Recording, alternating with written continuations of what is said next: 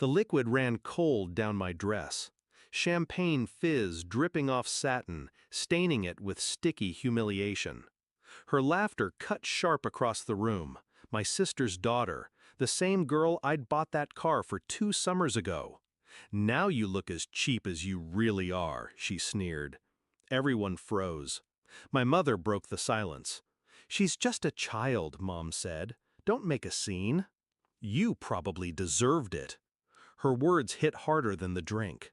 It was my birthday, my night, and in one moment they stripped it from me. I didn't argue, I didn't shout, I smiled.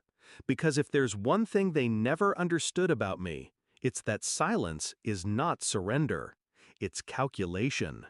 It wasn't always like this. When my sister had her daughter, I was the first to hold her. I cried harder than my sister did. I swore I'd protect her, love her, guide her. And I did. I spoiled her, paid for her first trip abroad, bought her first car, covered her tuition when my sister forgot to send the payment. I wasn't just the aunt, I was the second mother, the reliable one, the invisible one. But somewhere along the way, she learned from her mother, learned to look down at me, learned that generosity makes you a target, learned to mock the hand that feeds you. And when my own mother joined in, chose them over me, I felt the last thread snap. I didn't go home that night angry. I went home awake. By midnight, I was logged into my sister's bank app. She had begged me years ago to help set up automatic payments, too careless to manage her own accounts. She never changed the passwords. I clicked once. Her credit card canceled. At 7:50 a.m., my phone buzzed. A text from her daughter. "WTF? My car's gone. It was repoed? What the hell did you do?" I didn't answer, because that was only the beginning. Here's the part no one sees coming. They built their lives on me. When my sister overspent, I covered her bills. When her daughter overdrafted, I slipped money into her account. Quiet rescues, silent safety nets. But the thing about being invisible? No one notices when you disappear until the ground under them collapses. Step 1 was the card. Step 2 was the car. Step 3? Their credit line. Frozen. No shopping sprees, no online orders, no emergency funds to fix what I broke. By noon, my sister was calling, screaming, accusing me of sabotage. I didn't deny it. I didn't confirm it either. I just let her voice crack and die into static. Then came the real move. The apartment her daughter lived in while pretending independence? Leased under my name. Every document, every signature. They'd begged me to co-sign when she was too young and her mother too broke. I logged into the management portal, unchecked one box, and submitted the termination notice. 30 days. That's all she had left before she was out on the street.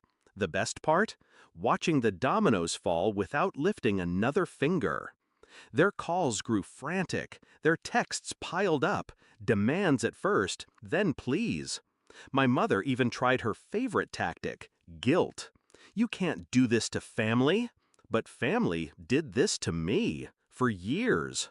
That night at the party was just the first time they stopped pretending. The confrontation came a week later.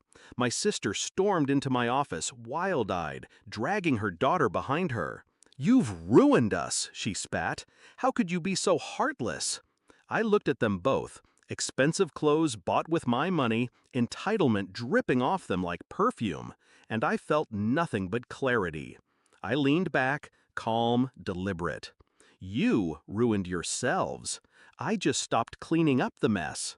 Her daughter's face twisted. "You're jealous. You always have been. That's why you're doing this." I smiled. That same smile from my birthday. Jealousy? No. This is justice. For every time you spat on my kindness, for every bill I paid that you bragged she covered, for every insult you both hid behind laughter, they stood there stunned. For once, I wasn't the invisible one. I was the one pulling the strings. The eviction notice came 2 weeks later. The car? Gone for good. The credit? Destroyed. My mother called again, begging me to show mercy. I didn't, because mercy is wasted on those who confuse it for weakness. Do I regret it? Not for a second. Revenge isn't about anger, it's about balance.